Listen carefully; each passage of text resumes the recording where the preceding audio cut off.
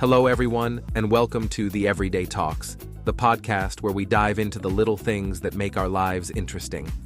I'm Rob, your host for today. We've got a great conversation coming up for you about something a lot of us love: coffee. It's that magical drink that powers our mornings and warms our hearts. But have you ever stopped to think about its benefits and downsides? Today, Tom and Emma are going to explore both sides of coffee's story. So grab your favorite cup of joe and let's get started. Hi Emma, it's great to have this chat with you. Coffee is such a big part of my daily routine. How about you? Hi, Tom. Same here. I can't start my day without my morning coffee. It's almost like a ritual. But I've been thinking about coffee more lately, like what it does to our bodies and whether it's as good as we think. That's a good point. Let's start with the benefits, though. I've read that coffee is packed with antioxidants. That's good for fighting inflammation and even lowering the risk of certain diseases like Parkinson's and Alzheimer's. Yeah, I've read about that too. And let's not forget how coffee improves focus and energy. I mean, who doesn't need a little help getting through a busy day?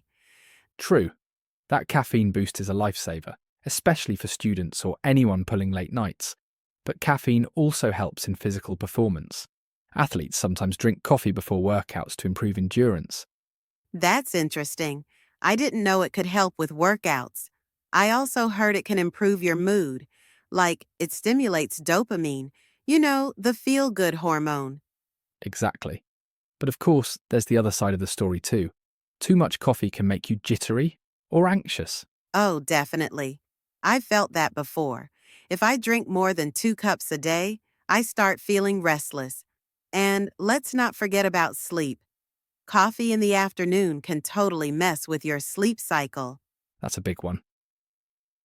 I always try to avoid coffee after 2 p.m, but it's tough sometimes. Also, what about its acidity? Some people say it can cause stomach problems if you drink it on an empty stomach. That's true. I have a friend who switched to decaf for that reason. And speaking of decaf, do you think it's as good as regular coffee? I'm not sure.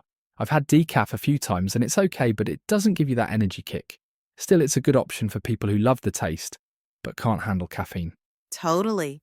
And there's also the environmental impact to think about. Coffee farming can take a toll on the planet, especially when it comes to water usage and deforestation. That's an important point. It's why I try to buy fair trade or organic coffee. At least that way, the farmers are getting a fair deal and it's better for the environment. Yeah, that's a good approach. And let's not forget about the cultural side of coffee.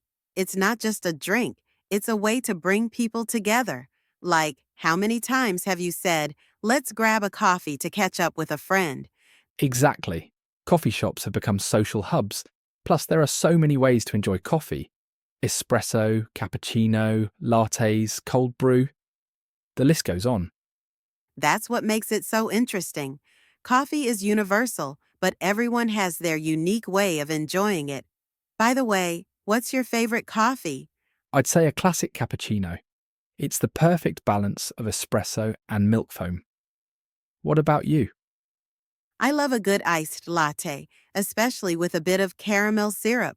It's like a treat and a pick-me-up at the same time. That sounds great. So to sum up, coffee has its pros and cons.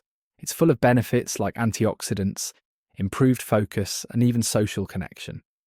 But we need to be mindful of its downsides, like too much caffeine or its environmental impact. Exactly. It's all about balance. Enjoy your coffee, but don't overdo it. And maybe try to make choices that are better for the planet, too. Well said, Emma. Thanks for this great conversation. It's been fun to chat about something so simple, yet so important in our lives. Absolutely, Tom. Thanks for having me. And to everyone listening, enjoy your coffee and take care. And that wraps up our coffee chat with Tom and Emma. We hope you enjoyed it and maybe learned something new. Coffee is more than just a drink. It's a part of our culture and daily lives. As always, thanks for tuning in to The Everyday Talks. Don't forget to subscribe, and we'll see you next time.